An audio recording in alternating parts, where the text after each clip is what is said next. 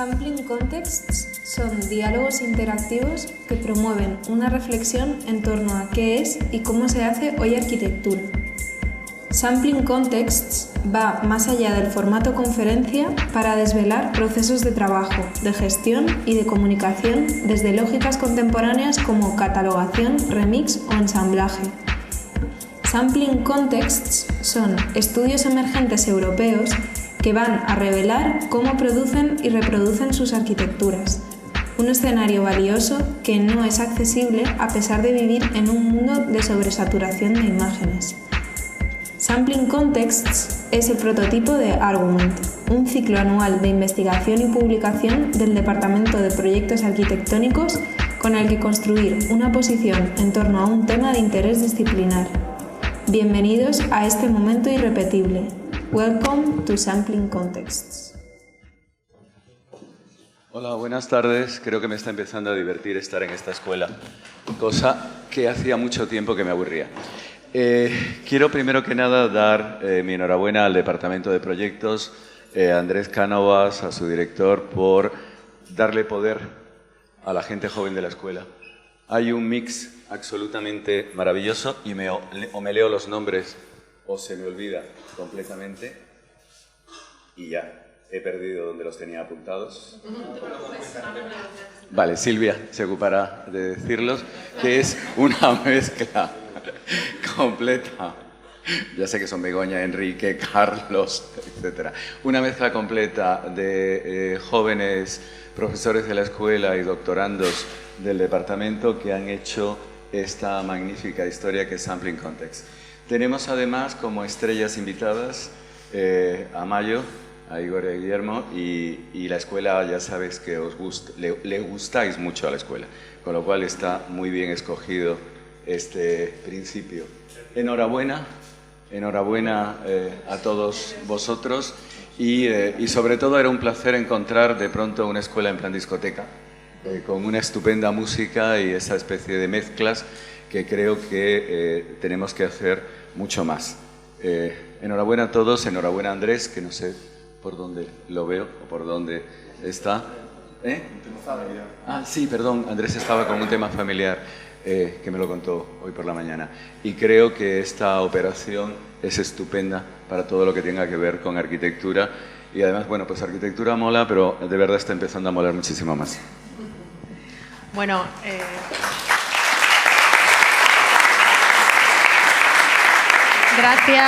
gracias Manuel por estar aquí, porque eso nos importa, que la dirección apoye estas cosas del departamento. Y bueno, soy Silvia Colmenares, subdirectora una de las subdirectoras del departamento, para quien no me conozca.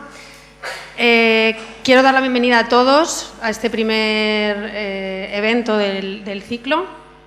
Quiero dar también la bienvenida a todos aquellos que nos estáis viendo por streaming, que gracias a la colaboración con la Politécnica, pues esto se está retransmitiendo en directo. Y quiero también decir que sí, también nosotros estamos muy contentos de haber podido crear un poco las condiciones para que en la escuela se produzcan formatos diferentes. Y nada, sin más, yo creo que paso a agradecerles al equipo, que de verdad es aquí el que ha trabajado todo el tema y que está formado por profesores de proyectos, profesores asociados y también doctorandos con algún tipo de vinculación con el departamento contractual. El ciclo está comisariado por ellos y bueno, paso a presentarles: Álvaro Matín Fidalgo, Begoña de Abajo, Enrique Espinosa, Eva Gil Lopesino, Borja Sayago y Carlos García. Y falta Ángela Farranz, que no está en España, ¿no? Pero seguro que nos está viendo y todo va bien, todo va bien. Así que sin más os dejo con ellos, que son los maestros de ceremonias. Sampling Context desvela procesos de comunicación y de gestión a través de lógicas contemporáneas que tienen que ver con el tagueado, el remix, la postproducción. Entonces, para ello hemos ideado un formato que tiene que ver con una conferencia, como una especie de no conferencia a modo de diálogo entre dos oficinas de arquitectura. Para este primer diálogo del ciclo Sampling Context tenemos, ahora sí, a Guillermo López de Mayor Architects y a Igor Urdampilleta de Arquitectura G. Por favor.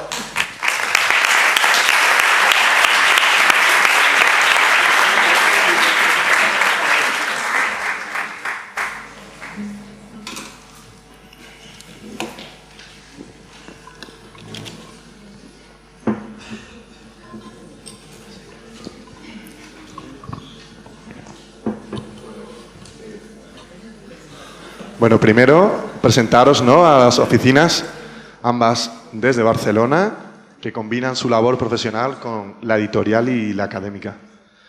Por un lado, Mayo es una oficina de arquitectura que trabaja sobre sistemas espaciales que permiten materializar posiciones teóricas. Su práctica abarca un amplio rango de proyectos, desde el diseño de mobiliario y expositivo a la vivienda o el urbanismo. Esta forma de trabajar por sus 4 componentes, que son María Charneco, Alfredo Lérida, Guillermo López y Ana Puiggener. Por el otro lado, tenemos el gusto de tener también Arquitectura G, que concibe su actividad como un trabajo en equipo. Para ellos, el aspecto material es algo fundamental, entendiéndolo como un campo de investigación. También está compuesto por 4 socios, que son Jonathan Arnabat, Jordi Ayala Abril, Aitor Fuentes y con nosotros Igor Urdampilleta.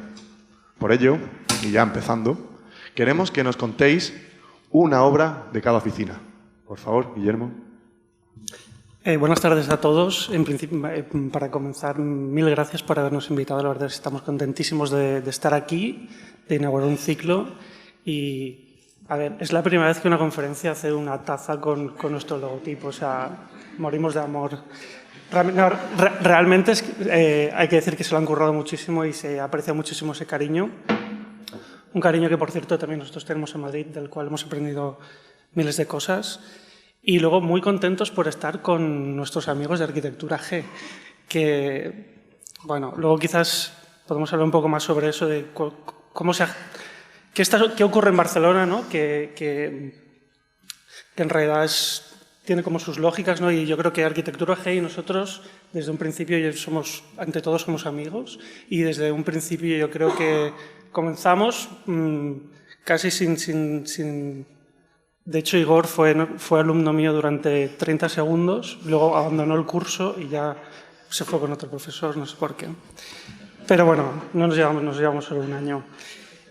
Bueno, no me enrollo más, sin más el comienzo. Bueno, yo quería dar también las gracias ahora y así luego Venga, entonces sí. no cortamos. Y así acabamos los formalismos y ampliamos. Gracias a la Escuela de Madrid y a todos los que habéis participado en esto, porque bueno, es muy agradable y bueno, estamos muy contentos, vaya.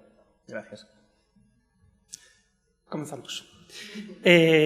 Bueno, yo formo parte de Mayo, como ha dicho, somos 4 socios, Ana, María, Alfredo y yo. Y quería comenzar intentaré ser bastante breve para explicar esta obra, pero quería comenzar con este mapa imaginario en el cual cada vez que hacemos un proyecto, sea realizado o no, lo incluimos aquí a escala.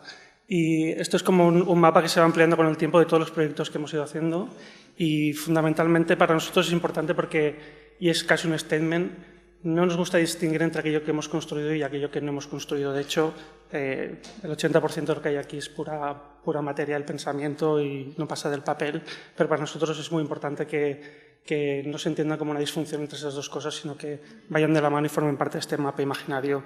Pero hoy os quería contar el proyecto del último bloque de viviendas que hemos acabado en Barcelona, al que hemos llamado 110 Rooms, que sería esta cosita de aquí, a escala. Y para ello nos gusta mucho comenzar a hablar de nuestro trabajo a partir de una referencia que para nosotros es muy fundamental, y es una obra que hizo Michael Asher, que es un artista conceptual de Los Ángeles, al cual en 1974, en la galería La Claire Cooper, le piden que expusiese su obra.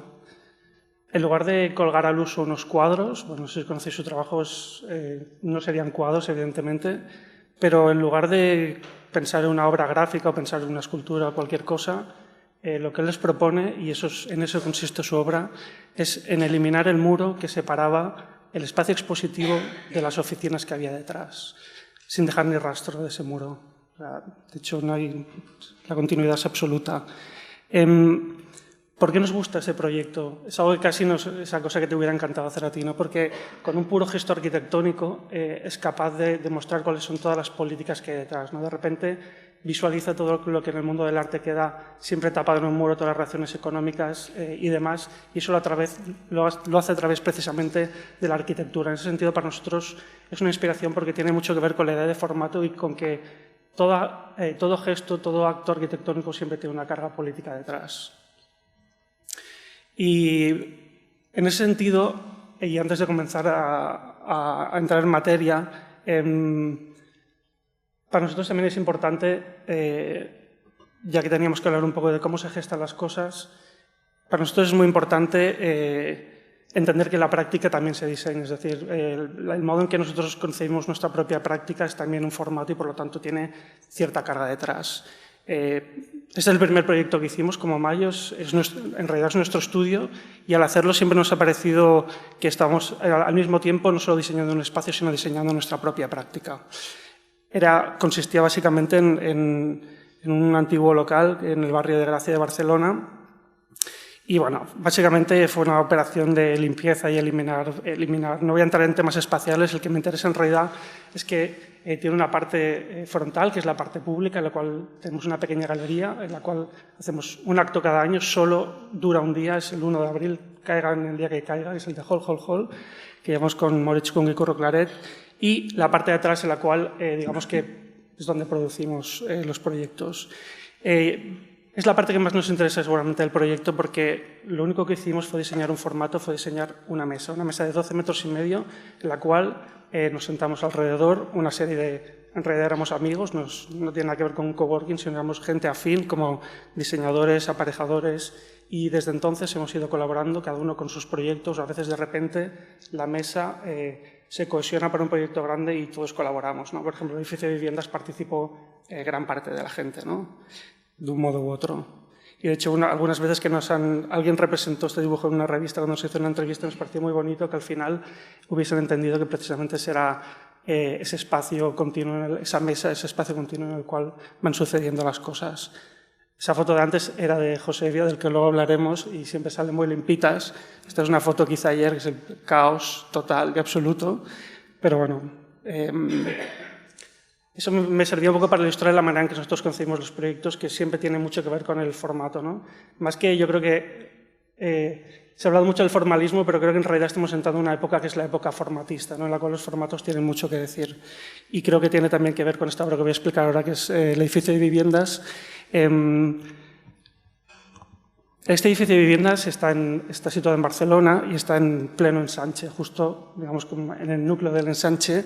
Evidentemente, lo primero que nos planteamos como estudio al hacer esta obra es cuáles son las implicaciones que eso tiene, ¿no?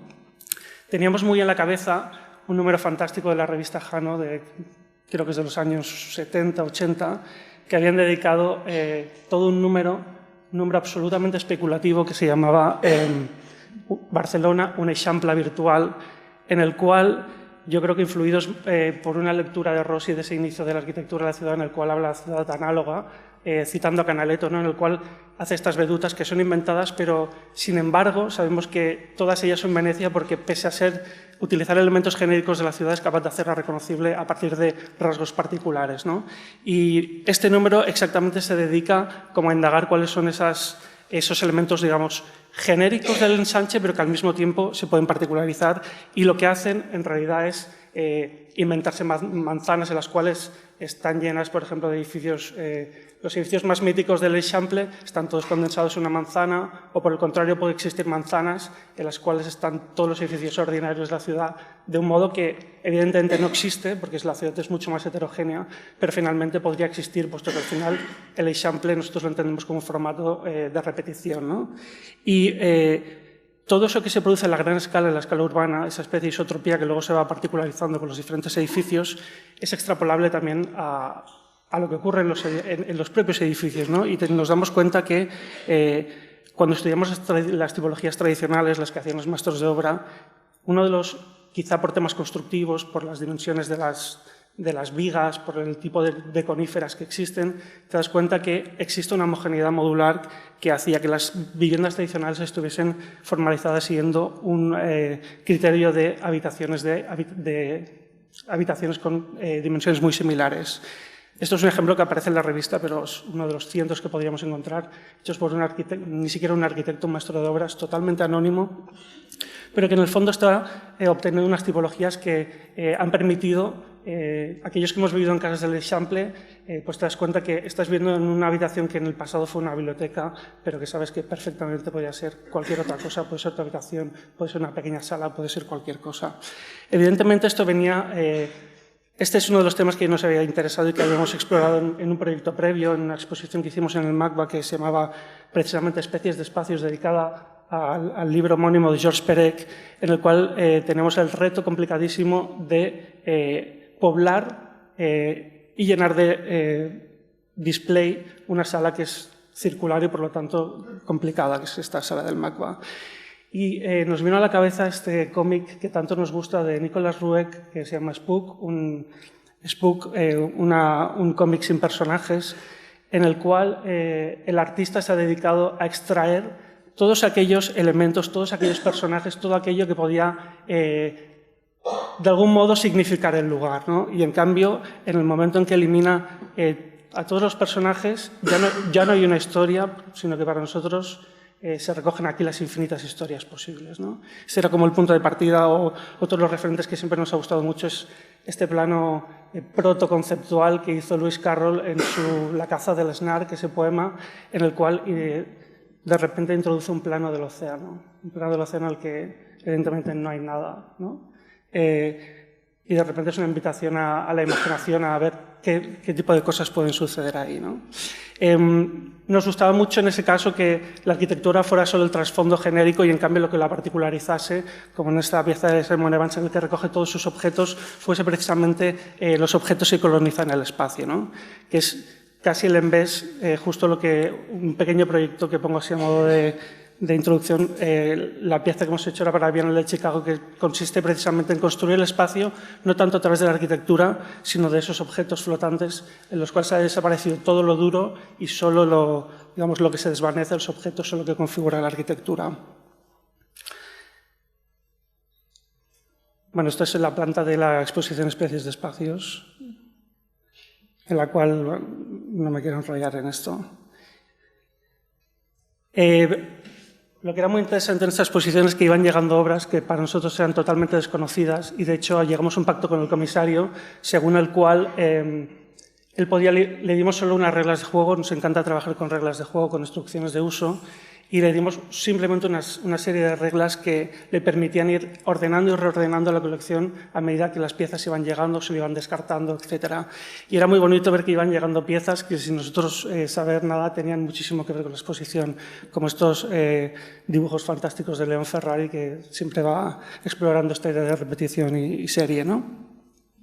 Y una vez definido el sistema, nos gustaba mucho que esta ley chocase de la forma más radical e indiscriminada contra la preexistencia. Entonces se producían encuentros para nosotros totalmente, no inesperados porque los habíamos dibujado, pero en realidad no nos importaba cómo quedase, ¿no?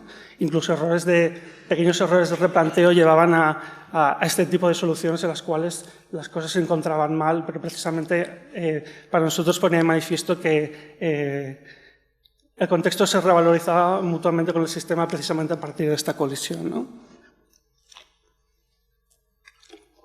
Todo este pequeño preámbulo era para volver a esa idea de las habitaciones y de cómo quisimos pensar como una reinterpretación de la tradición tipológica este edificio y fundamentalmente lo que propusimos, dado que son unos apartamentos que son de un propietario que los pone en alquiler a medio o largo plazo y por lo tanto requería que pudiese tener una cierta versatilidad, ¿no? Entonces nos gustaba mucho comenzar a pensar desde ese punto de vista tipológico cómo la propia habitación podía ser el eje que ordenase todo el proyecto. Este fue uno de los primeros collages que hicimos, con esa idea de que podíamos ir modificando el mobiliario, pero sin embargo como sucedía con las casas tradicionales, podría el trasfondo seguiría siendo suficientemente, pese a ser ultra rígido, podía ser extremadamente flexible. Y finalmente, esta extrapolación resultó en esta planta que nos gustaba porque en el fondo cuando colocamos, las cocinas ahora están en el centro, lo cual permitiría como cerrar, son 4 partes, tengo que quizá explicar un poco más en qué consiste. Es un edificio de vivienda con 22 viviendas de 5 plantas, 4 apartamentos por planta y 2 dúplex en la planta baja. Y en las plantas altas, en los pisos tipo... Lo muy bonito que sucedió es que la cocina fue saltando de un lado a otro en función de los requerimientos, ¿no? Finalmente pensamos que el centro era la parte más interesante porque permitía cerrar y podían casi como tener 2 zonas totalmente independizadas, pero siempre generando esta diagonal. Son pisos extremadamente pequeños, de 53 metros cuadrados, y sin embargo conseguimos una diagonal de prácticamente 11 metros, lo cual da una enorme sensación de profundidad. Y esto fue uno de los dibujos que para nosotros era importante, porque queríamos pensar, y por eso se llama 110 rooms el edificio, porque queremos pensar que no estamos haciendo una serie de apartamentos, sino que más bien estamos haciendo una serie de células que a la larga lo que podían permitir era que este crecimiento fuese casi como un organismo, ¿no? En función de cuáles eran los requerimientos o qué tipo de apartamento requería el cliente, pudiese formalizárselo casi como si fuese, no sé, siempre hemos sido algo fans de Bofill, de su buena época, digamos, de su buena época, esto es una venganza de su buena época, por ejemplo, el Walden siempre nos había seducido mucho esa idea de elemento que se va conformando y va generando una multitud de viviendas posibles y de modos de habitar, ¿no? Y fundamentalmente esto lo que nos permitía era una serie de interiores que en realidad son para nosotros absolutamente genéricos y así prácticamente nos esforzamos en que así fuese e intentamos jugar mucho con la idea de cliché utilizando materiales absolutamente, yo creo que banales, ¿no? En el sentido de, pues, hay cero invención, es más bien parqué, pintura blanca, etc. El único esfuerzo fue en conseguir que esta cierta rigidez permitiese estas largas vistas o cosas tan absurdas como la ventilación cruzada, ¿no? Permitir que al final, abriendo las pequeñas ventanas que comunicaban visualmente los espacios, pudieses, como las casas de toda la vida, para tener una ventilación cruzada, que de repente establecías visuales en los interiores. Evidentemente esto sucede en la parte superior. La parte inferior para nosotros tenía un carácter totalmente distinto y de nuevo acudimos a la tradición y la intentamos reformular de una manera contemporánea. Y una cosa que nos fascinaba de los pisos de los edificios tradicionales del ensanche es que generaban grandes halls como espacios de representación y lo que hacían para colonizarlo era recurrir siempre como a pequeños muebles, a un mobiliario, a pequeñas construcciones de madera o pequeños volúmenes que lo que hacían era domesticar o habitar un espacio mucho más grande. Y, por supuesto, seducidos totalmente por la tradición popular y ordinaria de los 70 y los 80, en los que el mármol se utilizaba a mansalva casi como un elemento cliché de representación, ¿no? Por otro lado, nos seducía muchísimo esa idea de gran espacio que contiene cosas, como esta imagen de la Wunderkammer de Athanasius Kircher en el Colegio Romano, en la cual mostraban todas esas piezas egipcias y de repente, al colocar volúmenes que tienen su propia geometría y que se explican como tal, están resaltando de una manera enorme el espacio que los acoge. Eso nos llevó como a esa idea de que si arriba habíamos jugado a lo absolutamente ortogonal, genérico, esta suma de habitaciones, en la parte inferior lo que haríamos sería jugar con volúmenes, con geometrías extremadamente marcadas, que tuvieran una cierta autonomía y que de hecho reforzasen toda esa idea de hall. Y estos son algunas de las cientos de maquetas que hicimos a escala 1:20 para ver cuál era la forma que nos parecía más interesante, ¿no? Y lo que nos parece muy importante es que toda esta planta baja se entendía como una extensión de la calle. Una de las luchas del proyecto más importantes para nosotros fue que en esa planta baja lloviese, es decir, es una putada, sí, pero al mismo tiempo es extremadamente bonito ver cuando llueve que en realidad no has abandonado la calle en ningún momento, ¿no? Y puedes entrar, puedes seguir. Tenemos aquí como este gran semióculo que nos liga con todo el jardín, que siempre se va ordenando a través de estas geometrías que se van articulando entre sí, ¿no? Esa indistinción entre el dentro y el afuera es la que nos parecía más seductora y acabó resultando en esta planta en la cual los volúmenes van todos cogiendo como su propia posición, ¿no? Hasta llevarnos al interior del patio de manzana.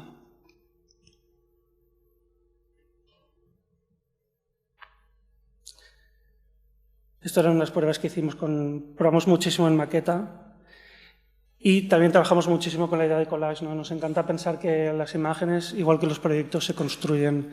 Y este collage nos permitía también como explicar esta concatenación de espacios y de materiales, que aquí se puede ver en la sección.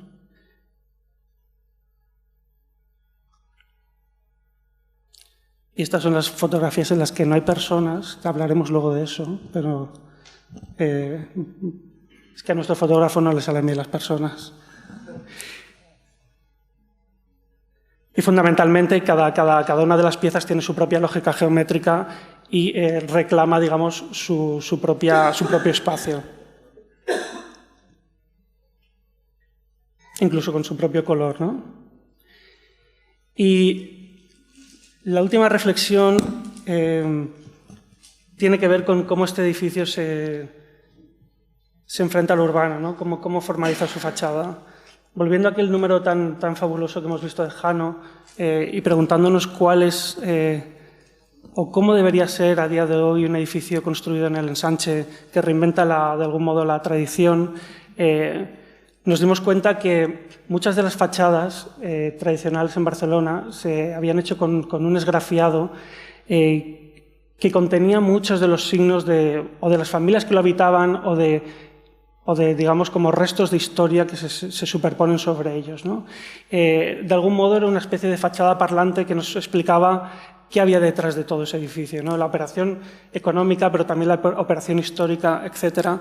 Y para nosotros era muy importante que de algún modo esta fachada fuese también absolutamente genérica, casi como una réplica. De hecho, vinieron a visitarlo una vez y el mejor piropo que yo creo que nos han hecho es que nos preguntaron si era una reforma a este edificio cuando vieron la fachada, lo cual nos hizo muchísima ilusión. Pero básicamente este era un sitio que ocupaba una antigua fábrica de guantes y nos parecía muy bonito poder recurrir, estos son las maquetas, a ese componente textil casi semperiano que al final generaba la fachada, que por otra parte tiene cero de invención, tiene más de intención que de invención, porque lo que hicimos fue casi coger los 5 edificios que nos parecían más ordinarios de la calle y hacer una especie de mashup y decir, bueno, es esto, tenemos unos huecos verticales, unos balcones, unos cerramientos de librillo. No nos interesaba más que eso, ¿no? Esa reflexión que al final acabó siendo esta fachada más o menos neutra y que en el fondo para nosotros era importante. Quería acabar con esta imagen y doy paso a Igor, de un libro que sacó Ed Ruscha sobre Sunset Boulevard, sobre esa calle de Los Ángeles, que siempre nos ha parecido extremadamente fascinante, porque uno por uno esos edificios en realidad no tienen ningún valor, no lo miras y es verdaderamente anodino, pero lo que nos parece más maravilloso es que en su totalidad son capaces de construir el tejido urbano. Nos parece muy bonito cómo esa idea, cómo lo particular al final acaba también construyendo lo genérico, pero también entendido como lo que es particular de una ciudad. Y eso es todo.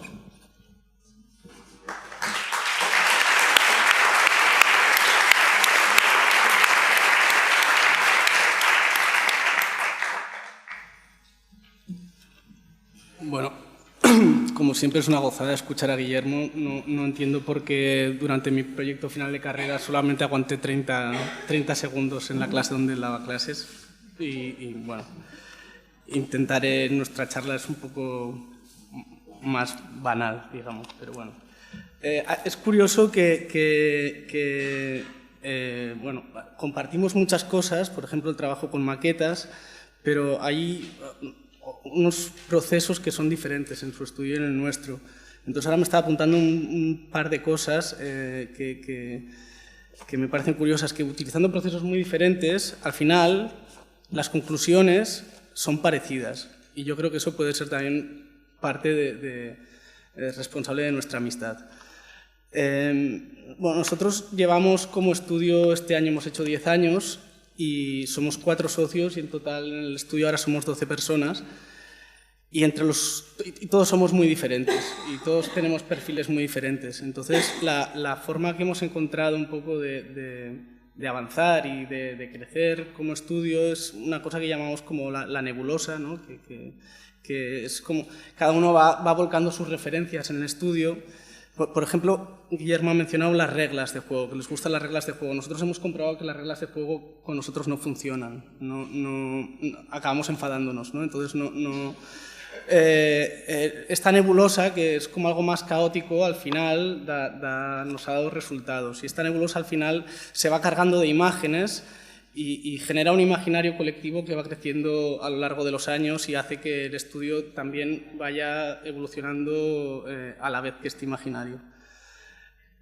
Bueno, esta imagen de aquí es el fauno Barberini y tiene una historia que a nosotros nos gusta mucho detrás, que es que en el siglo XVII el Papa ordena hacer unas obras en la base del castillo de Sant'Angelo, entonces en las murallas, en la base. Entonces de repente están cavando y empiezan a sacar, como si fueran exvotos, empiezan a sacar brazos de mármol, empiezan a sacar cuerpos de mármol, empiezan a sacar... Y nadie se explica qué hacen esas estatuas desmembradas allí, ¿no? Entonces, bueno, van a los textos antiguos y se dan cuenta que los romanos, en guerra con los godos, se vieron asediados en un momento en el castillo de Sant'Angelo, y cuando ya habían usado todos los proyectiles o habían usado todo lo que tenían a mano, vieron que lo único que podían arrojar ya era el estatuario del castillo de Sant'Angelo. Entonces empezaron a tirar las estatuas y entre ellas se encontraba el fauno Barberini, que es una estatua del siglo III a.C. y le faltaban las dos piernas y el brazo izquierdo. Entonces el Papa se encapricha con esta pieza y le encarga a un amigo de la familia, que era Bernini, que la recomponga. Entonces Bernini se la devuelve, pero se la devuelve con unos ligeros cambios. Entonces el cambio básico es que la pierna derecha, si os fijáis, antes estaba en la base de abajo. Entonces era la imagen de un sátiro borracho que no se tenía en pie y tenía las tres piernas apoyadas así. Lo que hace Bernini es subir la pierna derecha, entonces se expone de una manera erótica, ¿no? Entonces es como Bernini, con un pequeño gesto, ¿no?, de subir la pierna unos pocos centímetros, consigue cambiar el significado de la estatua por completo. Creo que se pasa así, ¿no? Sí. Bueno, y aquí veis las cicatrices que demuestran, digamos, la obra de Bernini.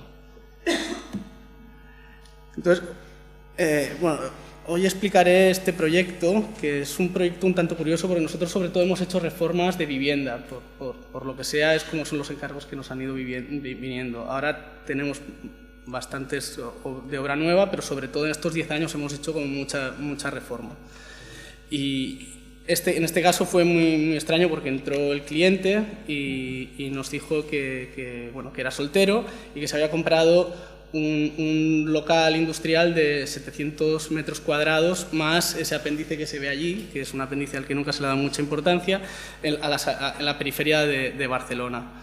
Entonces, bueno, a nosotros como encargo nos pareció alucinante, ¿no? Porque un soltero, ¿cómo distribuir esto? Lo que pasa es que él en realidad tenía el programa que teníamos que meter era un programa muy básico. Él solamente quería una habitación grande, una cocina grande, un baño grande, un salón grande y luego quería tener un taller. Entonces, bueno, esta imagen que la encontré ayer a última hora es una imagen del portal, ¿no? Un poco en conversaciones que hemos tenido previas, buscando en el móvil, pues encontré esta foto, que es un portal de lo más genérico y no tiene nada, ¿no? Es el típico portal de local industrial de Barcelona que huele mal, que está lleno de aceite y que no montacargas, que funciona mal. Y lo que nos encontramos fue con este tubo de no mucha altura, o sea, tampoco era un espacio que emocionara cuando entraba, o sea, lo que emocionaba era esta profundidad, ¿no?, con esta luz al final que nos cautivó, ¿no?, ya de inicio. La altura ya os digo, la altura tiene una altura total de no llega a 4 metros y bajo las vigas pues tiene como 2,80 metros o algo así. Ahora igual me estoy confundiendo los datos, pero vamos, en una altura un poco, no era un local alto.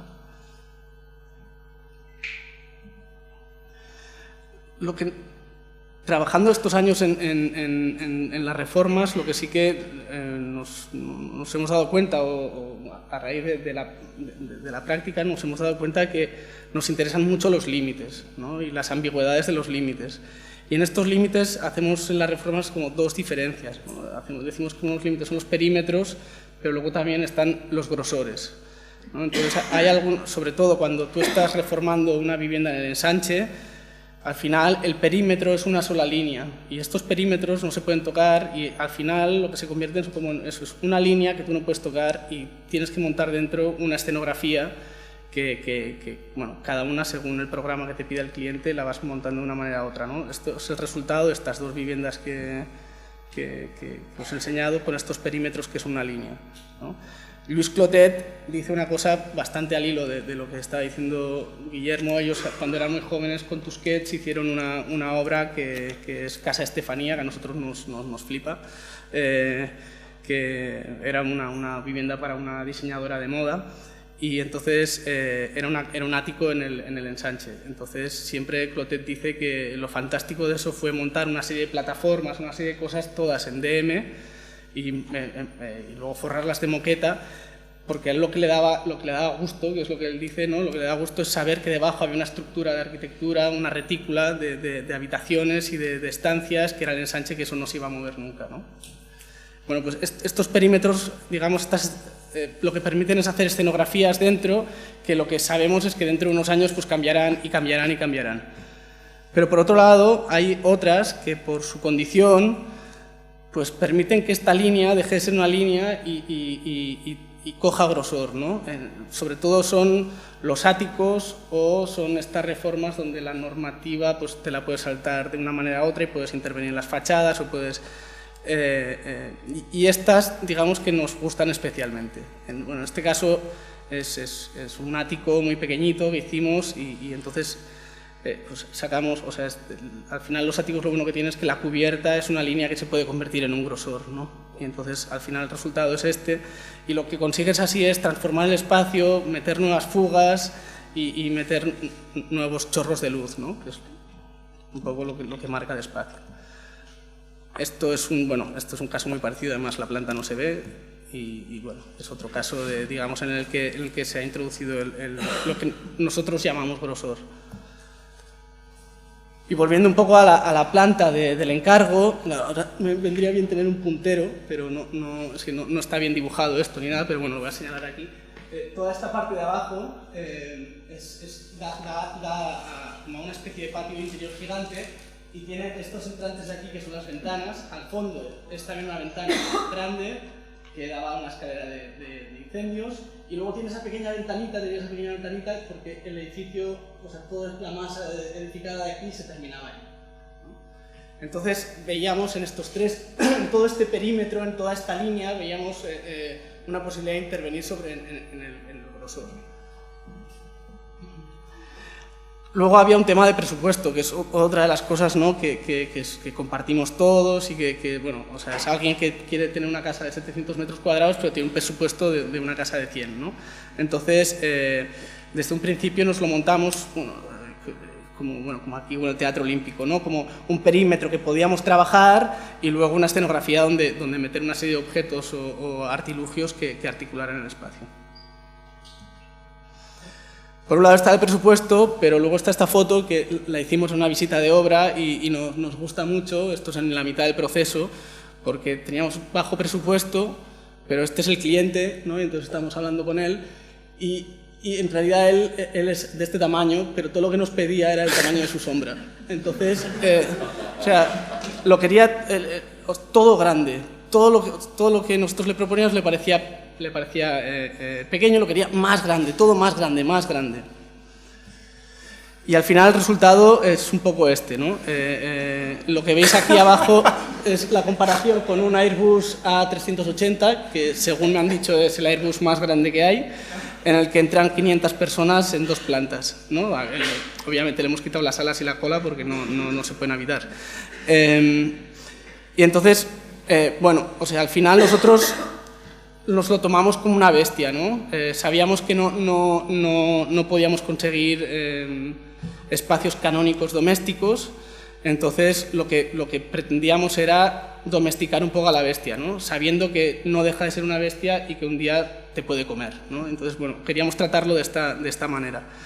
Para conseguir, luego teníamos como, para seguir con esto, teníamos como dos objetivos claros, ¿no? Para domesticar esta bestia. Uno era el mantener como este tubo que vimos al inicio, que nunca perdieras como esta perspectiva de tubo, ¿no? Que todo el rato tuvieras la presencia de, que el cliente tuviera la presencia de, he hecho una locura, me compraba una casa de 700 metros cuadrados, pero por otro lado que se sintiera acotado, ¿no? En espacios acogedores. Y seguimos dos estrategias básicas. Como os he dicho antes, como os he adelantado, era tratar el perímetro. Lo que hicimos fue pues, aquí meter estos diedros que entraban y luego cambiar todas las carpinterías, los huecos. Ahí se metía también y metíamos como un jardín interior, y luego se cambiaron también todas esas las ventanas de allí y la ventana de allí para adaptarse al proyecto.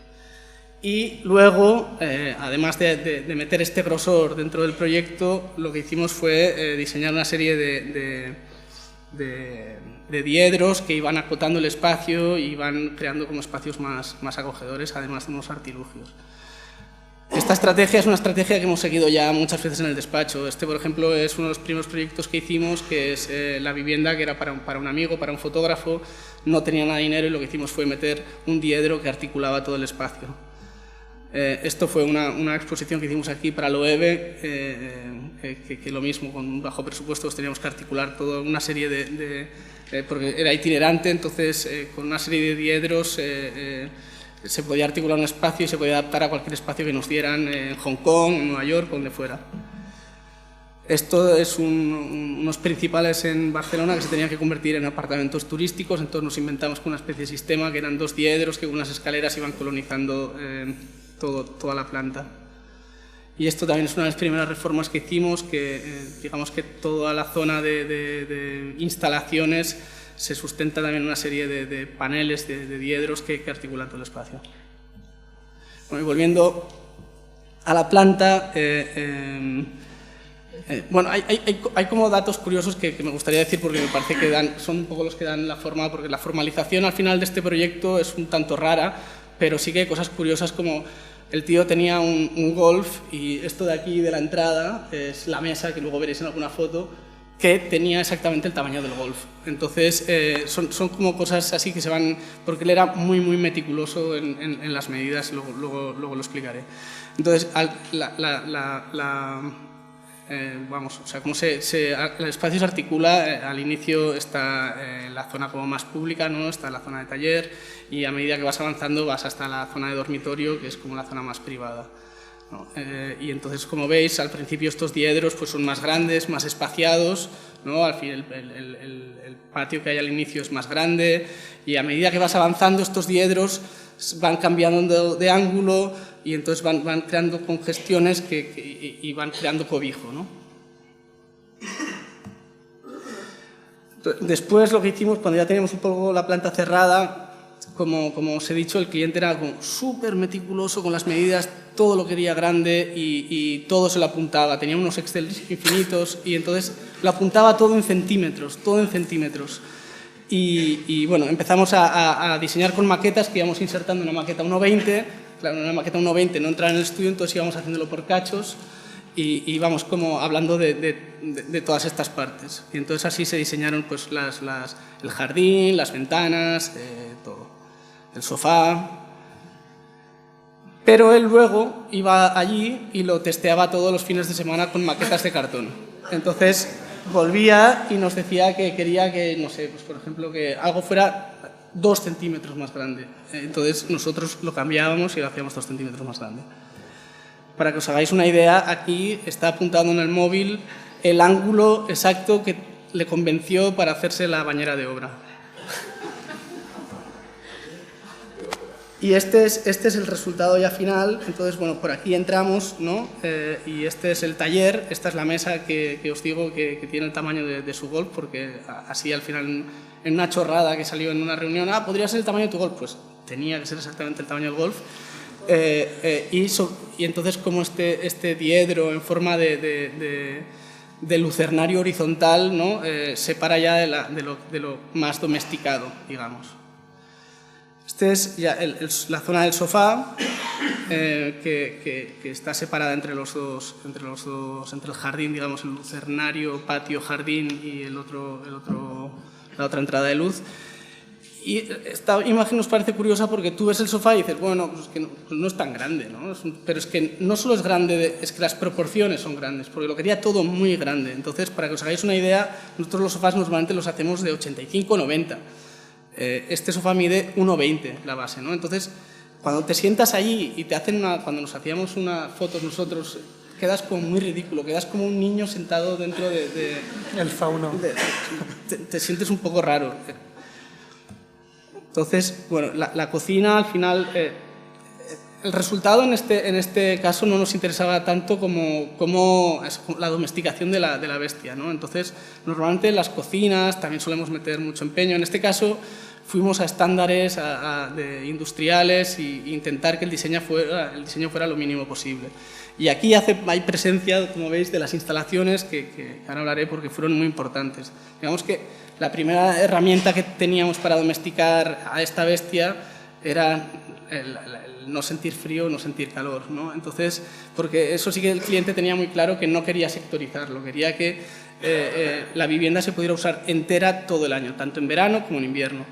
Entonces, las instalaciones, digamos que se comieron ya de entrada la mitad del presupuesto y dieron paso luego a las soluciones de los materiales que se usaron, ¿no? Al final todos los tabiques están hechos de DM y es una cosa de DM barnizado, que es una cosa que nos gustó porque daba todavía como más fuerza a esta idea de escenografía, ¿no? Esta cosa de unas piezas que pones, y para fomentar esta idea, para darle más fuerza, lo que hicimos fue rayarla en una retícula de 10×10, simulando un poco una pared de baldosa, como en uno de los proyectos que os he enseñado de inicio, el de la casa para el fotógrafo, ¿no? Al final esta cosa falsa de un DM reticulado como la baldosa le daba esta cosa de escenografía que nos interesaba mucho. Y esta foto nos gusta mucho también porque es la estructura de hormigón del local, la original, sin tocar ni nada, y un poco el plano, ¿no? Que no muestra lo que hay detrás. Aquí ya es cuando te vas adentrando en la zona que está más constreñida, en la que aparecen una serie de grutas que te meten en la zona del dormitorio, y aquí hay un diedro de espejo que esconde la zona de vestidor, que por un lado, el espejo es una constante también en todas las obras que hacemos, nos gusta mucho, y por los trampantojos que crea, ¿no? Entonces, en este caso, además de generar estos trampantojos, tiene una función básica, que es que está enfrentado al patio, digamos, jardín, y lo que genera al final es como una serie de pasillos de luz y de vegetación que nos interesaban. Y al final ya, para terminar, la última, cuando ya llegas al dormitorio, esta cosa de girar los diedros y de construir un poco el espacio para sentirte más acotado y en un espacio más acogedor, también lo hacíamos en sección. No solo porque por instalaciones porque necesitábamos mandar todas las aguas a los bajantes, sino también para acotar el espacio. Ya no, o sea, al final es que esta idea de constreñir también funcionará en sección. Y bueno, y esto es todo.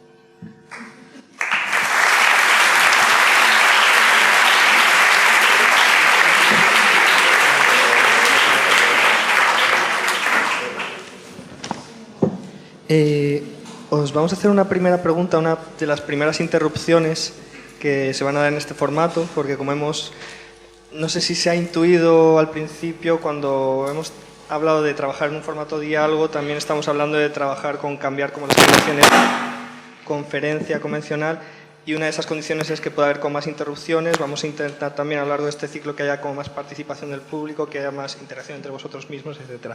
Y una primera interrupción tendría que ver con apuntar algo o que comentaseis algo que hemos hablado en las conversaciones que hemos tenido con vosotros previas.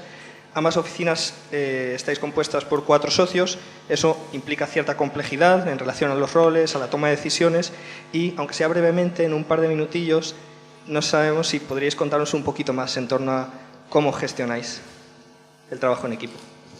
Un poco lo que he comentado antes, ¿no?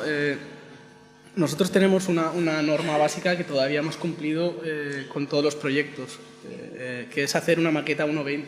En el momento en que tengamos, pues no podremos hacerlo, pero lo máximo que tenemos ahora son edificios de viviendas que todavía nos entran en maquetas 1.20. Entonces, al final las maquetas, como somos varios socios y somos un equipo de 12 personas, son una herramienta muy útil para dialogar, ¿no? Porque tú cuando llegas al despacho por la mañana y te encuentras una maqueta 1.20, no te queda más remedio que ver lo que han estado haciendo tus compañeros y discutirlo. Y luego, sobre todo, para evolucionar, pues esto, es como ir volcando como una serie de referencias para que este imaginario colectivo, esta nebulosa, vaya creciendo.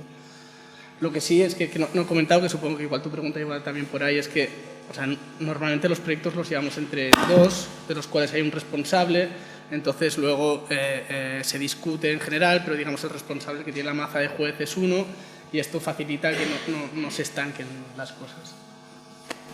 Nosotros totalmente al revés. Somos 4, nos peleamos mucho, hasta que todos no estamos de acuerdo en algo, no avanza, entonces podemos estar enfadados una semana por si un pavimento bajera a 45 o 33 grados, no nos hablamos, hacemos signos así como insinuando los grados entre nosotros. Es así, o sea, somos el estudio, yo quiero consejos de verdad, somos el estudio más lento yo creo que de España, no lo sé, pero realmente no, es una broma, pero sí que nos gusta mucho consensuar todas las decisiones, lo cual nos convierte en, pues bueno, también la verdad es que al final ya aprendes, ¿no? Y hay trucos.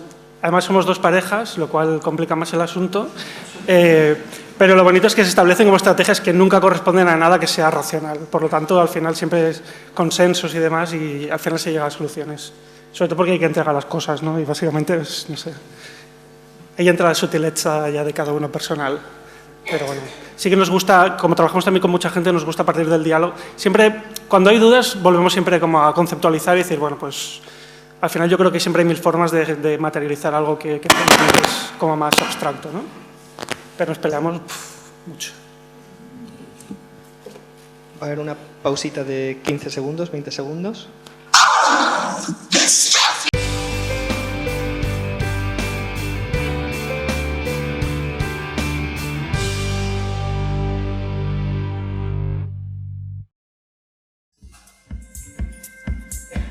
Sampling contexts son diálogos interactivos que promueven una reflexión en torno a qué es y cómo se hace hoy arquitectura.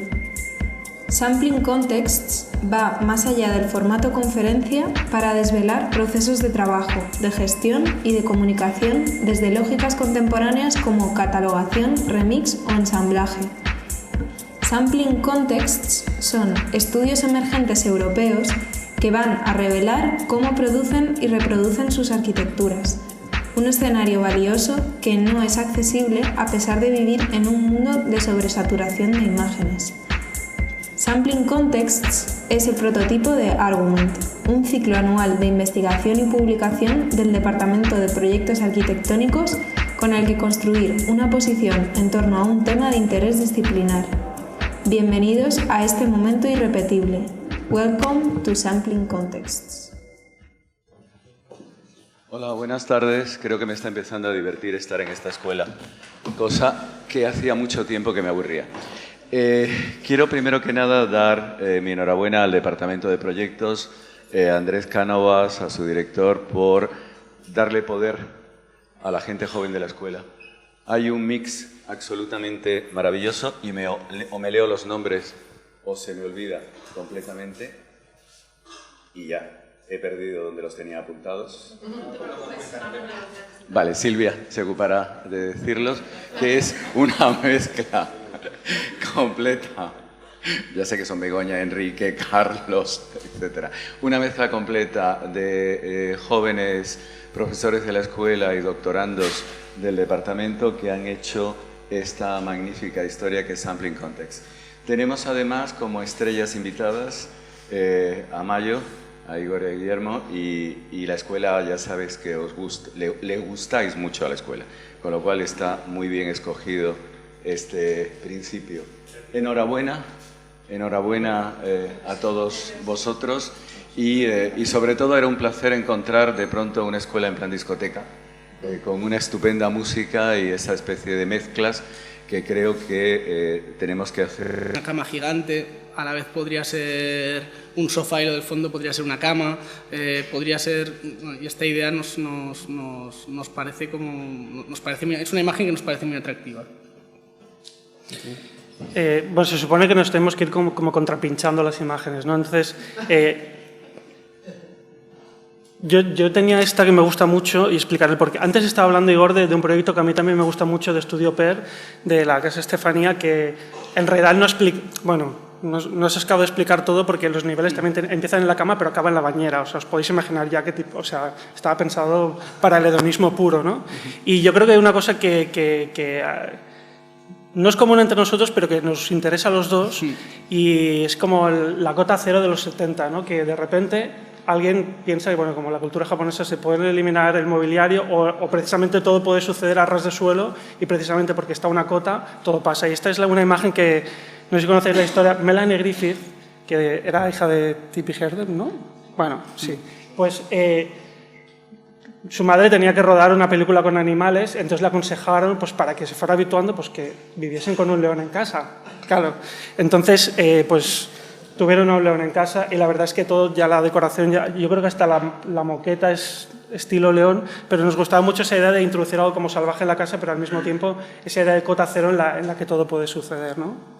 Al final creo que acabó fatal la cosa, le pegó un zarpazo o algo así. Es curioso esto, antes cuando íbamos en el AVE, iba como enseñándome las imágenes y yo las mías, y nosotros antes, en la mini charla esta, íbamos a poner una imagen de un león abrazado por un tío, y nos gustó un poco como símil de la bestia, pero al final era un león domesticado, pero es que lo mató. Entonces era un tío también y entonces nos gustaba mucho esa idea de qué va a pasar con la casa esta de 700 metros, ¿no? Si lo matará, si seguirá siendo soltero dentro de 3, si es como... Igual se asusta tanto cualquier pretendiente. Y al final la hemos borrado y era como...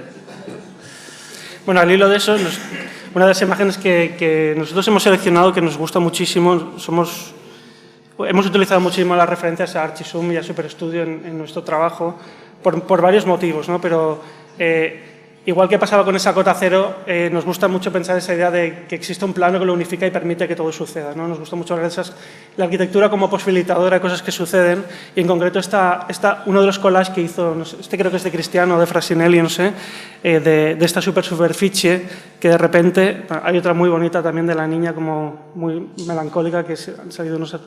parte de la superficie y está como barriendo el suelo, ¿no? Pero esta es muy bonita porque de repente, al final, para construir lo doméstico, simplemente hace falta una serie de objetos que te remiten, que en el fondo tiene algo de este proyecto que habéis mostrado. Lo que sí que es verdad es que, por ejemplo, vosotros sois muy fans de mobiliario integrado, ¿no? Y nosotros somos más igual de mobiliario un poco disperso. Bueno, perdón. Era por un poco... No, es que el otro día hablando por Skype, esto siempre es como una cosa que Guillermo y yo acabamos hablando, ¿no? De la rigidez. Entonces, había traído preparada esta, porque bueno, de esto lo que nos interesa mucho en el estudio es que mantuvimos una conversación con Tatiana Bilbao. En realidad nos hubiera gustado mantener la conversación con Gabriel Orozco sobre esta casa, porque creemos que realmente el autor de la casa es Gabriel Orozco y no Tatiana Bilbao. Pero Gabriel Orozco cogió, después de un viaje a la India, el observatorio de estrellas de Jantar Matar y lo convirtió en su vivienda. Al final, una cosa mega específica que sirve para ver las estrellas, alguien la puede coger, descontextualizarla y darle usos completamente diferentes. En ese sentido, por ejemplo, los sofás rígidos o los muebles integrados, yo creo que lo chulo es que pueden utilizarse, a ver si no la lío, pueden utilizarse un poco como esta imagen, ¿no? O sea, al final un sofá puede ser una cama, o una cama puede ser un sofá, y la idea al final esta cota cero que decías tú, ¿no? Que casi que puedas ir arrastrándote desde el sofá hasta la cama. Esto nos interesa mucho. pues una cosa que discutimos mucho, en qué medida la arquitectura es predeterminista o no, ¿no? Esta imagen nos gusta mucho, no solo porque es collage y como técnica, pero además Ana, que está muy fascinada con las cocinas, tienes que poner esta. Esto es un collage que hizo Marta Rosler, y yo creo que está bien porque explica de una manera muy evidente que todo el mobiliario está cargado de ideología, ¿no? Es decir, igual que he explicado antes lo de Michael Asher, ¿no? Como de repente un gesto arquitectónico puede ser político en la medida en que pues, de repente visualizas cosas. Todo el mobiliario tiene como ese vídeo que tiene Marta Rosler también de la semiótica de la cocina, en la que empieza a coger los cacharros, los empieza como si fuese una especie de fiesta, ¿no? Porque en realidad lo que está poniendo es en ridículo el uso habitual para el que están pensadas las cosas y casi lo trata de una manera irónica, ¿no? Poniendo en crisis que sea la mujer la que tiene que instrumentalizar eso de la manera en que todo el mundo específicamente lo pretende, ¿no? Entonces voy a pinchar esta de aquí. Es curioso, parece que lo hayamos preparado, pero lo hemos visto estas imágenes en LAVE, la primera vez. Ah, sí, perdón. Sí. Bueno, hemos puesto estas imágenes primero porque César Manrique nos fascina y segundo porque creemos que, como ellos ya han demostrado que la cocina no es necesaria en una vivienda, creemos que la única pieza indispensable en una vivienda hoy en día es el baño. O sea, tú puedes tener un baño y luego tener una estancia y eso ya es una casa, ¿no? Entonces, César Manrique, no sé si habéis tenido la oportunidad Lo malo es que no se pueden visitar, o sea, tienes que pedirlo y te tienes que meter cuando visitas sus casas, los baños. Son baños inmensos que resuman hedonismo por todos lados, ¿no? Entonces hay una cosa muy curiosa que él decía, que es que el baño era uno de los sitios más importantes de la casa porque es donde empiezas el día y donde lo terminas. Y él decía que un baño tenía que ser tan especial y tan acogedor dentro de una casa como para que pudieras tener una reunión de trabajo dentro. Pues al hilo de los baños me he acordado, es que no me acordaba, pero la historia... Esta es la famosa puerta que tenía Duchamp en su apartamento en la Rue Laguet, que bueno, no sé si lo sabéis, pero está muy bien porque una misma puerta construyó simplemente aquí dos quicios de manera que siempre está abierta, pero siempre está cerrada. Bueno, ahora no sé cómo está en esta imagen, pero la historia es que realmente creo que en el otro lado está el lavabo y se había dado cuenta de que pues, cuando tenía como un ligue y estaba su hermana, tenía que inventarse un mecanismo que fuese capaz, aparte de ser paradójico como Duchamp, pero fuese capaz de que uno estuviese cerrado mientras el otro, y este era el dispositivo que lo permitía, ¿no? Lo habíamos cogido también porque la hemos utilizado recientemente en esa pieza que hicimos para Chicago, en la que nos pedían reflexionar sobre el interior y dándole un poco la vuelta a esa idea de arquitectura rígida que lo permite todo, más bien queríamos demostrar que es el mobiliario el que a veces es el capaz, desde los objetos somos capaces de construir la arquitectura, ¿no? Y esta es una puerta que para nosotros también ejemplifica... es como el antimovimiento moderno, pero a veces el movimiento moderno en el sentido de que es el gran interior, ¿no? Eso que dices Sloterdijk, que ya todo está conectado, incluso con tu iPad todo está absolutamente conectado, lo doméstico y lo público y lo privado se han mezclado de una manera bastante fantasmagórica, pero nos gustaba mucho que este pequeño dispositivo, tan tonto como una puerta, de repente permite que siempre esté abierto, ¿no? Al final todos los espacios están siempre conectados entre sí. Nos gustaba mucho como ese punto de partida. Esta imagen podría haber estado perfectamente aquí, de hecho es como, digamos que en la nebulosa de imágenes que teníamos para esta charla estaba esta imagen, porque de hecho también estamos utilizando esto para un proyecto. Y bueno, voy a pasar a la... Bueno, os voy a interrumpir así por segunda vez. Sí, hemos hablado previamente, ¿no?, de domesticidad, que ha sido algo bastante importante en los dos proyectos. También os queremos preguntar por algo que habéis comentado los dos, ¿no?, las series y los números. Que es otro asunto muy importante en el trabajo de vuestras oficinas, ¿no? La taxonomía en vuestra producción. Series y números como también reglas de juego, ¿no? Habéis comentado reglas de juego sí, reglas de juego no. Pero es cierto que desde vuestras webs, ¿no?, a vuestros proyectos siempre aparecen los números de manera muy precisa, ¿no? Alturas, centímetros, los del cliente, también tramas y de acciones constructivas. Entonces, ¿qué importancia le dais a este tema? Porque vemos que sí que es importante para vosotros. Bueno, a nosotros nos encantan las instrucciones de uso y las reglas, pero lo que más nos encanta en realidad es saltárnoslas. Pero te las puedes saltar cuando están definidas previamente, ¿no? Y nos gusta cuando de repente tienes cosas como muy dispares y existe una especie de ley oculta a veces visible, a veces invisible, que las ordena. Uno de los trabajos que nos encanta de Marcel Brodaerts es este atlas, que yo creo que está más de actualidad que nunca, ¿no? Porque de repente, bueno, igual que tenía ese mapa del mundo político que modifica una letra y es poético en lugar de ser político, ¿no? Poétique. Este atlas lo que hace es coger un montón de países descontextualizados y te das cuenta casi de la ridiculez formal de qué son, ¿no? Pero están colocados como una especie de taxonomía, como si fuesen bichos que de repente tienen un orden y que no tienen nada que ver ya con las fronteras, no tienen que ver más que con su dimensión o con su orden alfabético, ¿no? Nos gusta mucho esa idea de atlas o de, puede ser barburgiano, de cómo al final colocamos todas estas piezas y toman un sentido totalmente nuevo, simplemente otorgándose un orden o una ley específica. Antes Guillermo, durante la charla, ha dicho que para ellos no es importante el hecho de construir, ¿no? Es más bien producir. En nuestro caso, construir es parte de esta seriación. Para nosotros es muy importante llegar a construirlo. Y por eso he traído la planta de la Casa Barragán, porque siendo una planta, si tú la miras de entrada, no es una planta bonita, aunque si luego profundizas te das cuenta que está llena de cosas que están muy bien. Lo que nos interesa de esta planta es que es una planta que se hizo con el tiempo y se hizo transformándola, un poco con ensayo y error, ¿no? Y este proceso de construir, destruir, construir y probar construyendo es una cosa que a nosotros nos atrae mucho. De hecho, por el momento hacemos una cosa fatal tanto para la economía del despacho como para que es como cambiar muchos ejecutivos durante la obra y cambiarlos y cambiarlos y cambiarlos a medida que está la obra en marcha. Y es una idea que por ahora nos atrae, aunque cada vez va pasando menos, ¿no? Esto de ir cambiando los ejecutivos, porque cuando estás haciendo edificios ya es inviable. Bueno, no sé cómo conectar lo que ha dicho con nada de lo que tengo, pero voy a hablar de esta que me gusta mucho.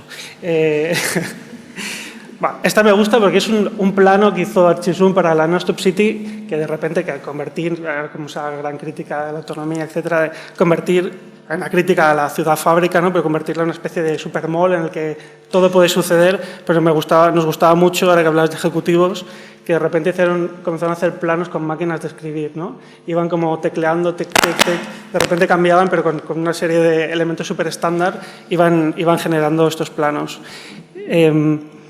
Nos gusta mucho trabajar igual que con ese atlas de Brodaerts.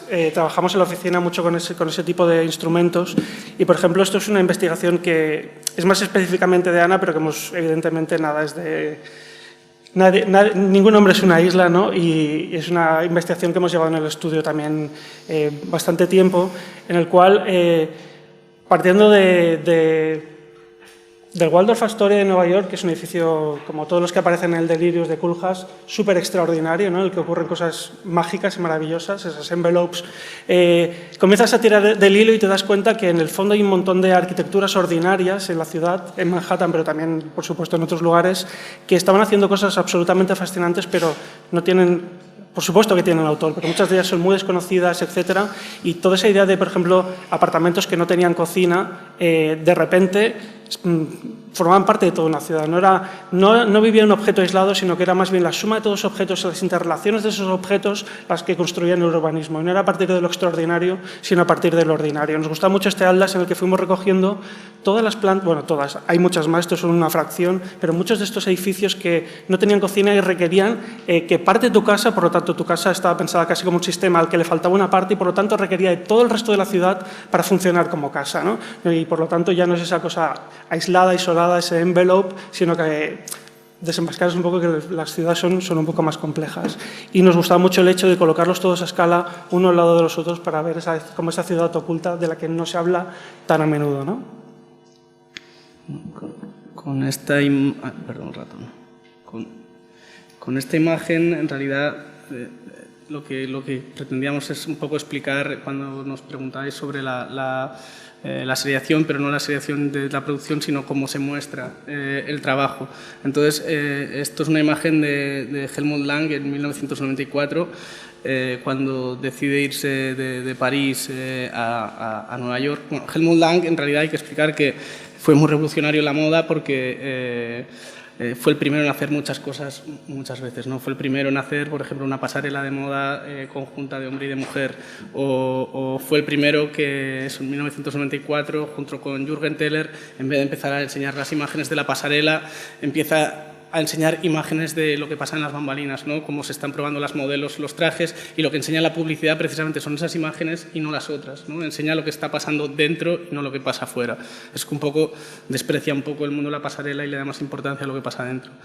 Y siempre ha tenido como mucha relación o sea, su producción ha tenido mucha relación con la producción artística. De hecho, ahora él ha dejado la moda y está haciendo arte, que es un poco más dudoso lo que hace que cuando lo que hacía en moda. Pero en esta foto lo que nos interesa mucho es que cuando se va a Nueva York él no tenía dinero para colgar las típicas pantallas, ¿no? de publicidad. Entonces lo que se le ocurre es coger y pagar a un montón de taxistas para que pongan, porque era un modo de publicidad muy barato, para que pongan encima de sus coches Helmut Lang. Entonces lo que consiguió así es que durante las semanas de la moda hubiera coches circulando por toda la ciudad con Helmut Lang paseándose por todo Nueva York. Con esto, o sea, ¿qué queremos decir? O sea, cuando nos preguntáis un poco sobre cómo mostrar el trabajo, lo que creemos que es muy importante es adaptarse al contexto, ¿no? Entonces, al final el contexto es el que marca y la manera en que tú muestras tu trabajo tiene que estar a la altura de ese contexto y poder adaptarse también, pues tener esta capacidad de adaptarse. Y yo me salto de imagen y de tema, pero es que esta viene perfecto. Esta además es un ejemplo que Igor yo no conocía, igual hace como 10 años me explicó por primera vez, y él me habló de esa revista que se llama A, que es de moda, que comisariaba cada uno de los diseñadores y tenía como total libertad. Y en este número en concreto, dedicado a Margiela, en las últimas páginas propone un experimento que es casi el opuesto de este Helmut Lang, pero al mismo tiempo me parece súper revelador.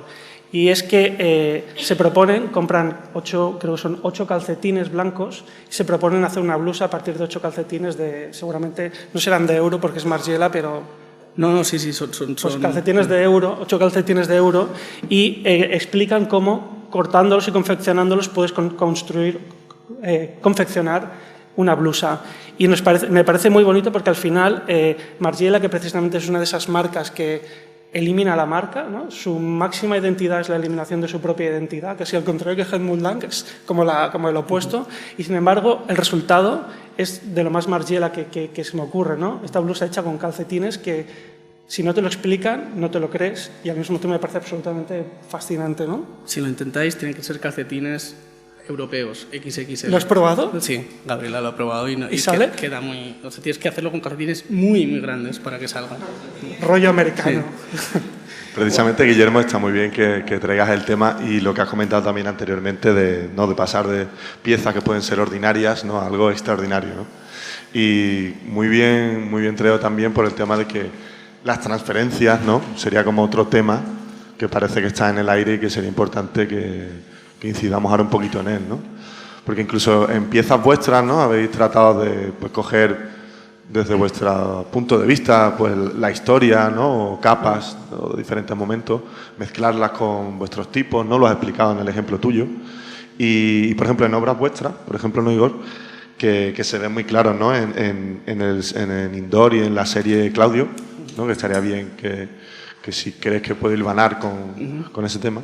Y luego también con vuestro Bar Now, ¿no?, también. No sé si queréis como lo comentamos un poco. Yo antes que eso, o sea, pondría otra imagen que sería esta de aquí, que es... esto es la Villa de Hermès en Delos, que he tenido bueno,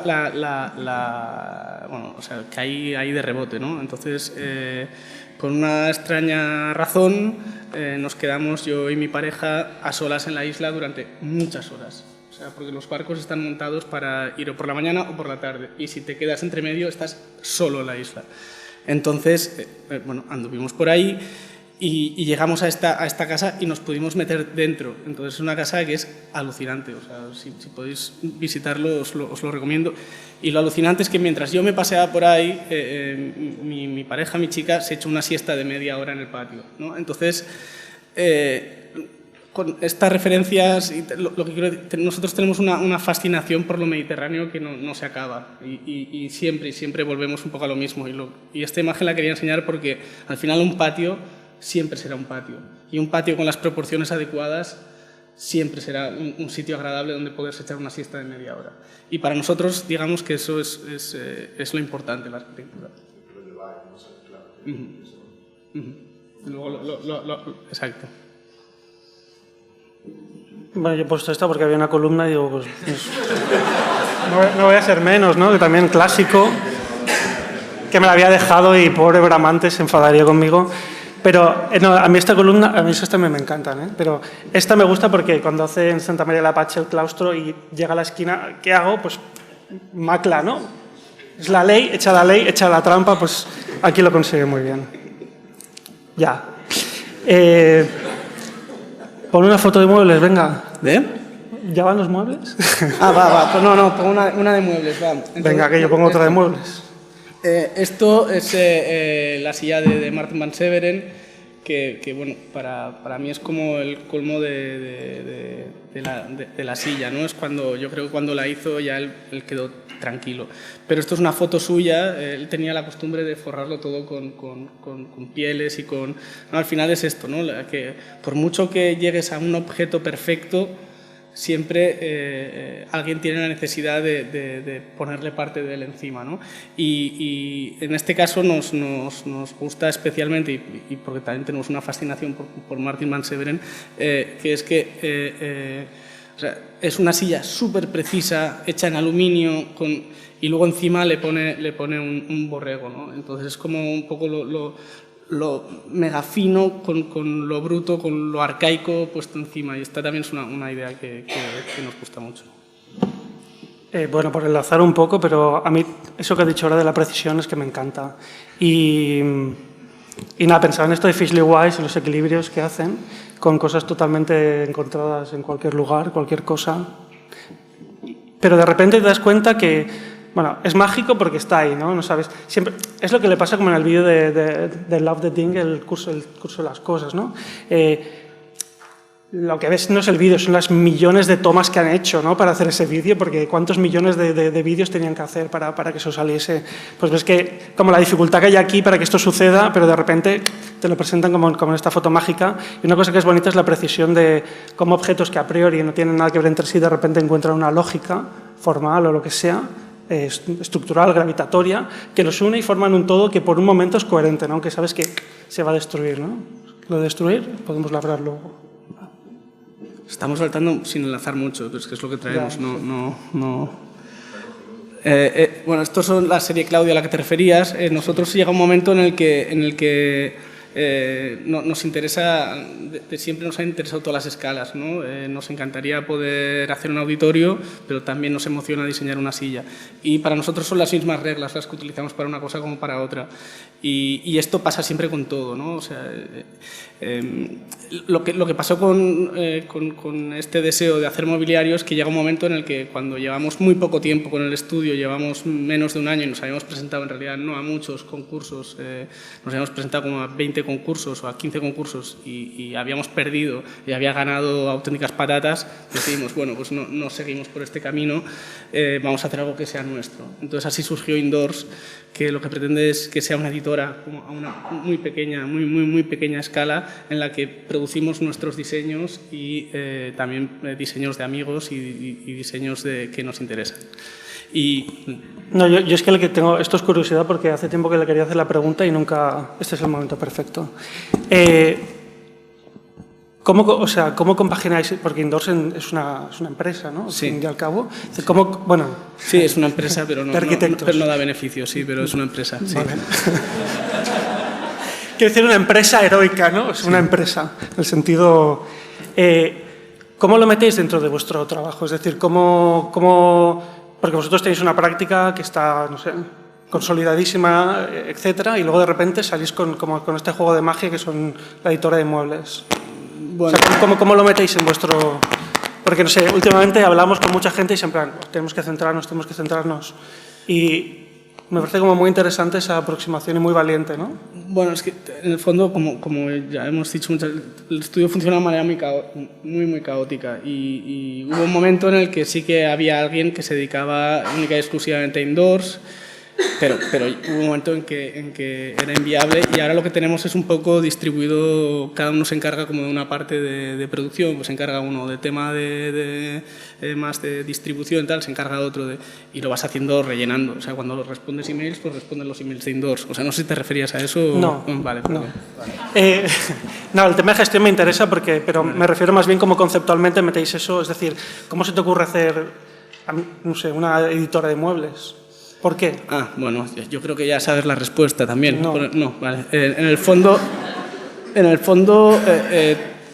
el despacho tenemos una fascinación por que no quiero caer como o sea, porque no va por ese lado, no va por la melancolía ni mucho menos, al revés, pero sí que tenemos una fascinación por una época en que los arquitectos podían hacer de todo, ¿no? Entonces tenemos unos referentes que están muy marcados en el estudio y entre ellos está el estudio PER como, digamos, en la punta, ¿no? de la pirámide.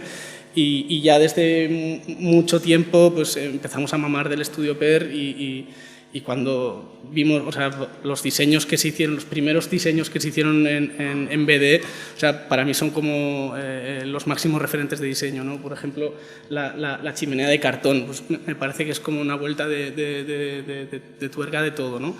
Y un poco empujados por esta fascinación, pues quisimos emularlo, ¿no? Es como una especie de niño que quiere emular al padre, ¿no?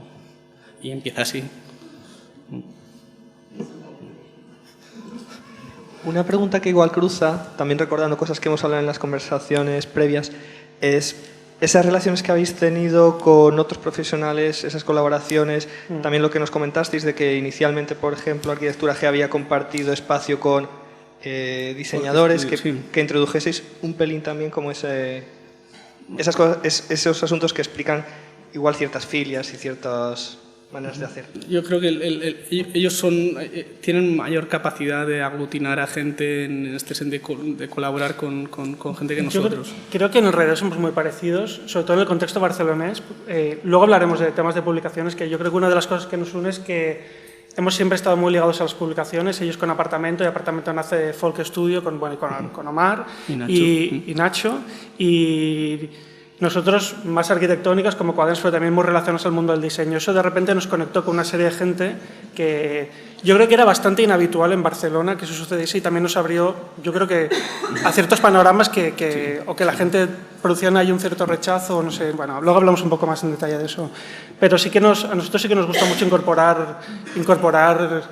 De hecho, en nuestra mesa se sientan unos diseñadores gráficos que nos hacen prácticamente los diseños han hecho de los libros que hemos sacado, han hecho ellos el diseño, bueno, de algunos en concreto, o cuando tenemos presentaciones pasa por su filtro, y eso yo creo que es como una constante que se va produciendo, ¿no? Sí, de hecho, cuando salió el concurso de Quaderns y ganaron ellos, o sea, nosotros también nos presentamos en ese momento porque compartíamos estudio con Folk Studio y creíamos que Quaderns necesitaba un giro. Nosotros no lo supimos hacer bien y gracias a Dios que no ganamos porque no lo hubiéramos sabido hacer tan bien como lo han hecho ellos y lo digo de verdad, no estábamos capacitados para hacerlo porque más que nada lo abordábamos desde más que del contenido, desde el punto del diseño y era porque compartíamos estudio con Folk Studio. Bueno, no compartíamos, eran dos estudios separados en Poblenou, pero que tiramos una pared y los unimos, entonces están como separados pero unidos. Y bueno, o sea, sí que creces de una manera diferente cuando tienes contacto con un estudio de diseñadores gráficos que además en ese momento ellos estaban muy consolidados y nosotros empezábamos. Y son una influencia fuerte. O sea, porque sobre todo lo que tienen los diseñadores gráficos que trabajan con revistas de contenido es que chupan muchísima cultura. O sea, están todo el rato chupando cultura. Y esta gente estaba especializada en diseño editorial y diseñaban muchas revistas de moda, muchas revistas de cultura, entonces todo el rato es como un chorro de información que nosotros intentábamos deglutir.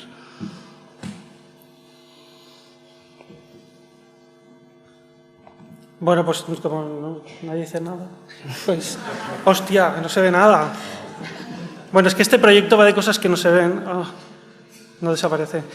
Hablando de colaboraciones, este es un proyecto que no se ve y precisamente nos lo encargó un coreógrafo que se llama Aymar Pérez Galí para el Sonar y se llama Épica. Y él trata mucho la idea del subalterno, del cuerpo, de la encarnación también del bailarín como alguien que se revela y puede decir cosas bailando, ¿no?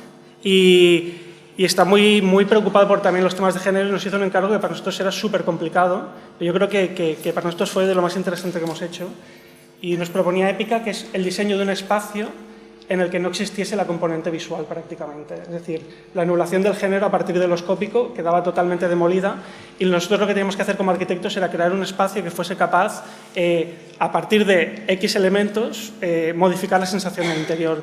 Entonces lo que hicimos fue, siempre con un juego de luz mínima y cosas muy atmosféricas como el humo, lo que hicimos fue diseñar un techo gigante, es decir, diseñamos una discoteca básicamente, pero era una discoteca como muy liviana, que se montaba y se desmontaba, con un gran techo que lo que hacía era bajar, ¿no? Entonces lo que hicimos fue coreografiar un techo que subía y bajaba, y en la medida en que bajaba aumentaba la temperatura mogollón. El humo se comprimía, la gente empezaba a sudar, no se veía nada, pero tú notabas realmente la presencia. Para nosotros fue muy interesante como de repente los arquitectos nos vemos, bueno, en este caso invitados a trabajar sobre lo no escópico y venía un poco al hilo de las colaboraciones que de repente te abren, siempre acostumbrados a la forma, siempre acostumbrados a lo visual, de repente ver que hay otros ámbitos por explorar nos parecía muy interesante. Pues voy a pinchar. Estáis entrando, creo, en el ámbito de la ficción, que es otro de los puntos que habíamos, creo, como anotado. Y que nos lleva desde vuestra colaboración común con José Evia, que no sé si vais a hablar algo de eso ahora, hasta distintas aproximaciones que tenéis a lo conceptual y a lo material. Vamos, me acuerdo ahora mismo de lo que has comentado. Yo no sabía que era DM rayado, lo que parecía azulejo en la casa que habéis presentado al inicio. Y también Mayo, vamos, este es un proyecto, el que acabas de contar, que habla de ficción, pero también tenéis como otros muchos que abordan este concepto de distintas maneras. Igual sí que tenemos que ir siendo un poquillo más breves. Aprovecho yo y pincho a Shinohara antes de que lo pinche él, porque sé que tiene una de Shinohara también. Entonces, nos gusta mucho esto de las imágenes que trascienden, ¿no? Y Shinohara lo lleva como muy hasta el final, ¿no? Imágenes vacías, imágenes que nunca más van a ser así. O sea, yo creo que lo que nos gusta a nosotros, y por eso también siempre sacamos fotos sin nada, es porque es un momento que solamente va a suceder ahí. Es un momento en el que es puro espacio. No hay vida y tampoco hay obra, ¿no? Entonces es como durante la obra ese espacio pertenece a mucha gente y después de ese momento va a pertenecer a alguien. Pero en ese momento es puro espacio y es lo que a nosotros nos interesa. De hecho, en la primera obra que sacamos con José Evia, metimos como un par de muebles, unas plantas y tal, y es que nos horroriza. O sea, si ahora pudiéramos quitarlo, lo quitaríamos. Que, por otro lado, es una cosa que nos gusta porque dices, bueno, forma parte un poco del aprendizaje. Pero realmente lo que nos gusta es esta cosa de puro espacio. Es mentira eso. Sí, no, es verdad. No, porque lo digo así un poco en broma, como provocación, pero vosotros habéis hecho siempre 2 series de fotos. Bueno, no sé si la seguís haciendo, pero ellos, por ejemplo, vosotros utilizáis a Evia, que también es que Evia se le da bien los otros espacios, pero luego cuando hay gente le cuesta más porque hace exposiciones súper largas y eso yo creo que es uno de los motivos también, dejémonos de teorías, es uno de los motivos que también influyen, ¿no?, en que nos hagan personas. Pero luego, por ejemplo, tenéis series hechas con Adrià Cañameras, en las que, de una visión totalmente distinta a lo que estamos acostumbrados en fotos, quizá más inspirados por el mundo del arte, del diseño, de la moda. De hecho, Adrià tira muchas fotos para Icon o para moda, etc. Y siempre habéis hecho estas series que contraponen con Evia, cosa que nosotros nunca hemos hecho y siempre nos interesa más esa parte, pero no sé si por pereza o por que nunca al final tienes tiempo, ¿no? Pero... Bueno, a nosotros es al revés, en realidad, o sea, nos interesa la foto, como he dicho, de puro espacio, pero sí que es verdad que por la relación con Adrià Cañameras o por... nos interesa ver, por ejemplo, Adrià Cañameras es un tío que no sabe nada de arquitectura, pero o sea, hasta el punto en que te hace preguntas tipo... ¿por qué no se hacen casas de piedra como antes? Es como es un tío que no le interesa nada la arquitectura y nos interesa precisamente por eso, para ver cómo él puede ver cualquier obra de las que hemos hecho. Pero es una cosa que cada vez nos interesa menos porque son unas imágenes que se están, bueno, ya se han banalizado muchísimo, ¿no? Las fotos de los espacios vividos. En el fondo no tiene tanto interés los espacios vividos. Es como, no tiene tanto interés porque cada uno los vive como puede o como quiere. Entonces es como un poco... Y creo que es un tema que se ha banalizado mucho con el tema de redes sociales, con el tema de... Y es como una cosa que ya nos provoca un poco de rechazo. Pues nada, pues... Voy a poner esta foto de Thomas Deman, a ver, que está llena de objetos y cosas. Nada, no, quizá... no sé, quizá podemos hablar de publicaciones. No, traía esta foto porque yo nunca sé si esta es de verdad, es de las buenas suyas o del... Pero nunca hace el making of, pero es que está cortada, ¿no? Como si fuera como para echar la foto desde... No sé, si alguien lo sabe. ¿Esta es la buena? O... Bueno. Hablamos hace un momento de una cosa que nos une. Yo creo que en el panorama de Barcelona venimos de lugares súper distintos, escuelas muy distintas. Yo estudié en la CHAP, mis socios estudiaron todos en la CHAP. Solo Ana estuvo fuera un año en Chicago, pero el resto hemos sido como muy cumplidores, ¿no? Y en cambio vosotros tenéis otro contexto, pero de repente yo creo que el ambiente de Barcelona en los 70 y 80 incluso era más internacional, pero hubo un vuelco bastante localista y en el cual yo creo que no nos sentíamos ni vosotros ni nosotros demasiado cómodos, quizá también porque se nos había abierto un mundo de cosas. A mí personalmente con Quaderns yo no sabía nada antes de Quaderns, no sabía qué estaba sucediendo fuera y me tuve que enfrentar a una realidad que era, joder, muy interesante, ¿no? ¿Qué estoy haciendo aquí? Me han enseñado cosas que son mentira a veces, ¿no? Yo creo que en parte eso nos unió y en el fondo quizá nunca nos hemos llegado a articular como nada, pero sí que hay cosas que nos han interesado y hemos referentes comunes que habían sido despreciados por la escuela, etcétera, que creo que nos unen, ¿no? Sí, es un poco lo que he dicho al principio, ¿no? Con procesos diferentes, pero muchas veces las conclusiones son las mismas y yo creo que eso es importante. En nuestro caso, como estudio, como ha dicho, no procedemos de la misma escuela. Procedemos de la misma escuela, pero venimos rebotados de otras escuelas, venimos como... y terminamos todos en la ESARC, en la UIC de Barcelona, y nos conocimos con ellos solamente por pertenecer a una generación, ¿no? Entonces, contándolo todo, ¿no? Ya es como... De la noche. No, eso también. O sea, nos conocimos sobre todo por compartir noche, pero digamos que siempre hay como unos intentos como de agruparse y como de hacer cosas colectivas y en realidad hoy en día yo creo que la gente no tiene como esta visión colectiva, ¿no? O sea, y no funcionan, o sea, las veces que se ha intentado no ha funcionado. Entonces hicimos una cosa que éramos varios arquitectos que compartíamos generación, que se llamaba Aproximacions, y intentamos sacar una publicación que iba a salir cada X tiempo. Pero al final de las reuniones acabamos mirándonos los Mayo y nosotros, ¿no? Y era como diciendo, no, ¿qué es esto? No. Y un poco sí. Y entonces, de hecho... Yo con cara de póker total. Y de hecho, nosotros nos salimos. O sea, un día hicimos un mail bomba en el que dijimos, o sea, abandonamos el barco porque porque esta cosa como colectiva no funcionaba. En cambio, yo creo que las afinidades tienen que ver con más, pues... precisamente por esto, ¿no? Por compartir un imaginario, ¿no? Hubo un momento en el que quería empezar como era como esta cosa así, como de quería empezarla en su Instagram, hace 3 días o algo así, colgó una foto de Menorca que aparecía, decía como recordando Menorca o algo así, ¿no? Era, bueno, ¿Ah, sí? Sí, algo así era, sí. Entonces, que era una foto de un agua cristalina con un tal... Entonces, quería empezar la charla con esa foto precisamente por lo del imaginario, ¿no? Porque son como cosas, como pulsiones que nos unen y al final es lo que hace que de alguna manera tengamos este contacto. Y en cuanto a las publicaciones, que le he explicado cómo llegaron a Quaderns, nosotros llegamos precisamente por compartir compartir despacho con Folk Studio.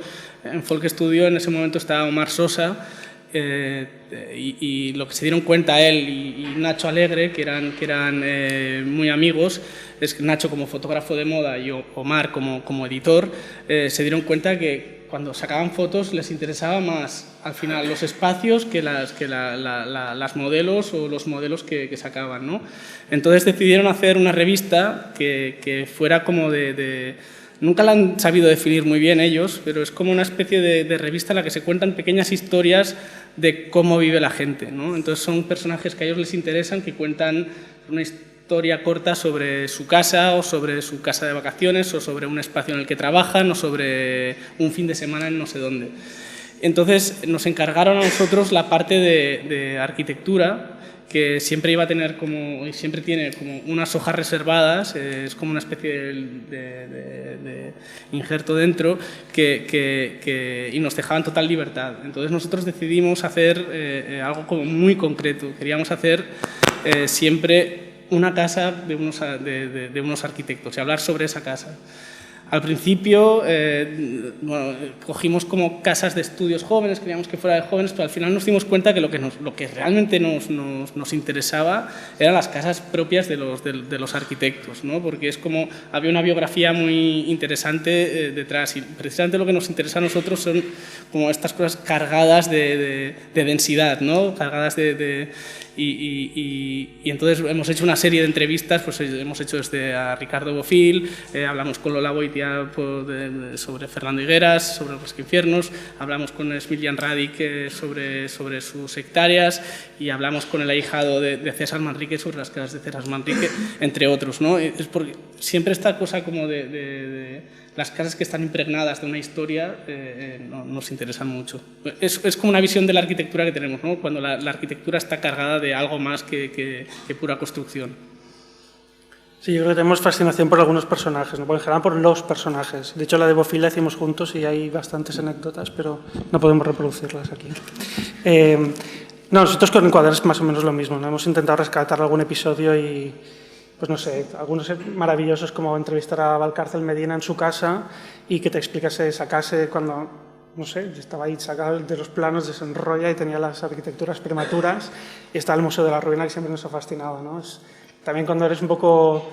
luego os enseñaré con la imagen con la que quiero acabar, entenderéis por qué, pero esa arquitectura que sabe que se va como a destruir y ya está mal diseñada para que en el fondo dure muy poco, o edificios inaccesibles, etc. Creo que hay un punto irónico que siempre nos ha parecido interesante y que compartimos, ¿no? Esa idea, un poco de ironía también para quitarle el peso de las cosas más pesadas. No sé, yo más o menos he comentado, o sea, no sé si... Si os parece, íbamos a abrir el micrófono, pero no sé si queréis terminar con alguna... No, yo quería... Es que esta es la única foto que he puesto de José Evia, de las que tenemos, para un pequeño homenaje, ¿no? Sí. De una expo, y este es el lema del estudio. Siempre decíamos como medio en broma, medio en serio, pero cuando siempre vas como agobiado, pero siempre con un poco de... Y siempre decimos, no quedará nada de todo esto, ¿no? Y entonces Ana se fue a México y descubrió que hay un tipo de 85 años que se llama Melquiades, que tú le das cualquier frase, normalmente lo hace para heladerías, pero tú le das cualquier frase y te la hace en 3D. Y entonces te hace como unos cristales pintados a mano y, bueno, pues entonces le transmites el mensaje, y Ana volvió con el lema del estudio, que ahora es como un poco el emblema, ¿no? No quedará nada de todo esto. Creo que tiene algo que ver con el Museo de la Ruina también, como para distanciarte un poco irónicamente de lo que haces y ver que, bueno, en fin, no es para tanto. Mira, pues yo aprovecharé y acabaré con esta, que bueno, es una fotografía de Helmut Newton, y linkando un poco con el tema biográfico, en su biografía él cuenta que él vivió una época que los honorarios de los fotógrafos de repente se dispararon, y él cuenta como él era uno de los más caros, pero dice que las revistas de moda lo tenían como, y las marcas lo tenían como un fotógrafo barato, porque sus producciones eran muy baratas. Su equipo de producción, él cuenta que era un asistente, una linterna y su cámara de fotos, ¿no? Entonces,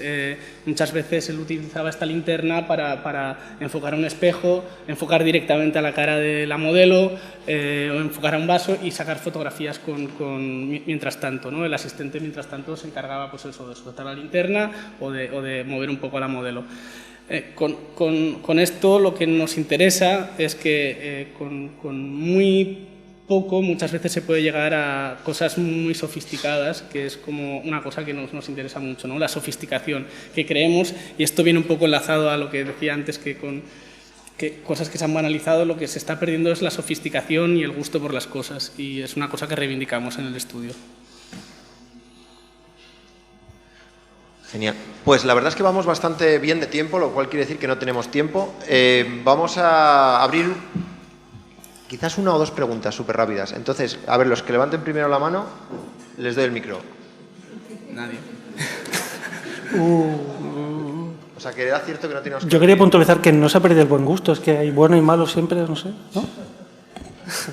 Por decir... Ah, mira. Mal gusto. No, pero el gusto por las cosas.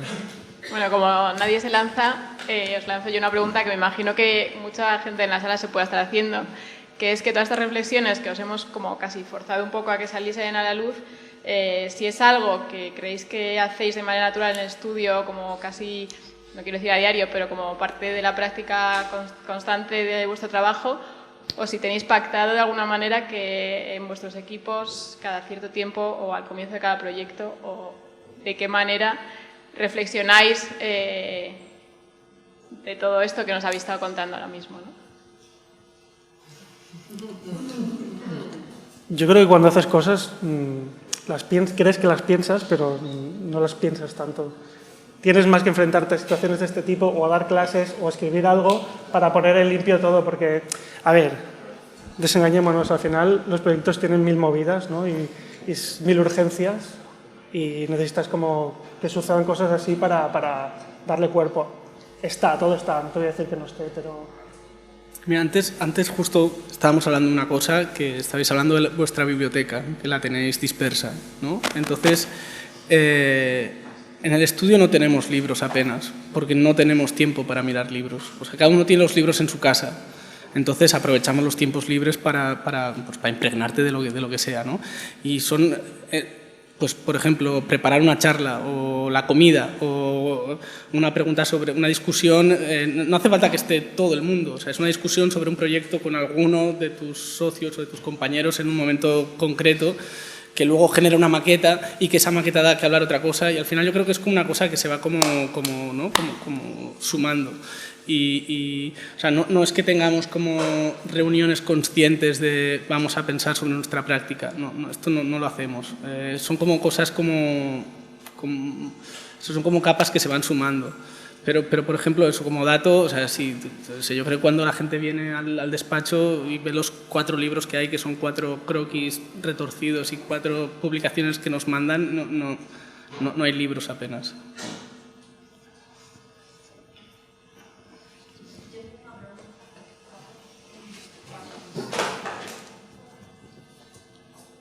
Va dirigida a Igor, que yo admiro muchísimo vuestra obra, la sigo desde hace tiempo, y realmente lo que me fascina es cómo llegáis a poder hacer una obra tan personal, entiendo que adaptándote al contexto, a cómo es el cliente en cada momento, pero bueno, mi experiencia en mi momento profesional es que me cuesta venderle al cliente el poder hacer pues una solución que, bueno, que en vuestro caso es que es pues eso, ¿no? Límites ambiguos, un aseo que tiene 2 entradas que no son puertas siquiera, que es que son espacios abiertos. Y creo que eso, o sea, admiro muchísimo cómo habéis podido llegar, quizá ahora que tenéis más portfolio, la gente os llame en concreto porque les gusta eso y lo buscan. Pero en las primeras obras, ¿cómo conseguisteis? O a lo mejor es que esos clientes ya tienen un factor común, no sé si lo habéis detectado, ¿no? Que ya van predispuestos a eso, pero... Aquí, bueno, primero gracias por tus palabras, pero y segundo, que, o sea, hay 2 cosas aquí. Una es que tiene que ver un poco con lo de los concursos, ¿no? Cuando empezamos, que 2 de nosotros ya había terminado la carrera, los otros 2 no habíamos terminado la carrera todavía, y montamos el despacho, empezamos a hacer concursos y vimos que no era nuestro terreno. Seguramente porque no sabíamos explicar bien o no funcionábamos haciendo lo que nos pedían, y segundo porque los resultados del concurso nunca nos convencían tampoco. Entonces decidimos ir a muerte a por el cliente privado, digamos, ¿no? Y a esforzarnos al máximo en los pequeños encargos. Y yo creo que el contexto tiene también muchísimo que ver en eso, ¿no? Y tiene que ver también, aunque parezca una tontería, con lo que decía Guillermo antes de la noche, ¿no? O sea, nosotros no hemos conocido a la gente de una manera... Es como toda la gente que nos ha pedido encargos al principio es gente con la que hemos estado de juerga por la noche y hemos terminado en situaciones que no querríamos ahora, ¿no? Entonces... Entonces tienes mecanismos para... o haces esto o te No, lo que quiero decir es que es gente con la que... Y gente, de repente, con la que tienes ciertas afinidades que cuando tiene por ejemplo, la Casa del Diedro que he enseñado para el fotógrafo precisamente era para Nacho Alegre, que es el que luego hizo la revista Apartamento, ¿no? Entonces, al final, si tú... Es generar tu propio contexto y la gente luego ya te llama porque ve que estás haciendo algo que le interesa, ¿no? Que o sea, los clientes que tenemos ahora no les conocemos, no son gente conocida, pero ya te llaman porque han visto, les interesa el tipo de despacho que eres. Pero al principio tiene que ver con esforzarte al máximo con lo que tienes al lado y tienes que cultivar obviamente lo que tienes al lado, ¿no? Y supongo también que con la postproducción, ¿no? Con lo que luego proyectas, o sea, lo que tú dices, por ejemplo, me toca hacer un piso muy chiquitito y realmente el cliente tiene muy poco dinero, pongo el esfuerzo en algún elemento que, ¿no? Entiendo que con estrategias así un poco inteligentes que resuelvan... Bueno, no lo sé, o sea, por ejemplo, mi chica siempre dice que le gusta mucho más lo que hacemos con muy poco dinero que cuando tenemos dinero. Entonces, no lo sé, es como depende, no lo sé. Muchas gracias. Aprovecho el trayecto para decir que esa anecdótica, las imágenes que habéis proyectado finales, después de todo lo que os habéis contado, ¿no? La imagen vacía y la imagen con la mujer. Eso lo cerrar. Es que aunque haya más preguntas, vamos a cerrar. El próximo evento, ¿quieres, Nicolás? ¿La última? ¿La última? Venga. ¿Qué os interesa de Madrid? Habéis hecho muchas citas, es curioso, ¿no? Si hacemos una memoria rápida de lo que habéis citado, Barcelona lo tenéis muy cercano, el Estudio Per, César Manrique, Bofill, pero en Madrid hay algo que os llame la atención. Ha salido Higueras, Oiza, que sí, creo que todo de Madrid nos gusta. O sea, Higueras, yo lo que no entendí cuando conocí a Higueras es cómo no lo había conocido antes. O sea, me pareció como una cosa que y todavía me sigue pasando. O sea, se me escapa, me parece como... O sea, no sé, antes se me había apuntado aquí porque tenía la entrevista, ¿no? O sea, hay una cosa que bueno, no sé dónde está. Pero Higueras es como que se me escapa, me fascina. Y en realidad, cuando dices Manrique, es que, por ejemplo, es un poco lo mismo, son lo mismo. Es como, bueno, no son lo mismo, pero están muy relacionados. Y de Madrid, por ejemplo, no sé, a mí supongo que aquí la gente igual dirá, pero me hubiera encantado de tener profesora Sáez de Oiza. O sea, pagaría, no sé, con un dedo por haber tenido de profesora Sáez de Oiza.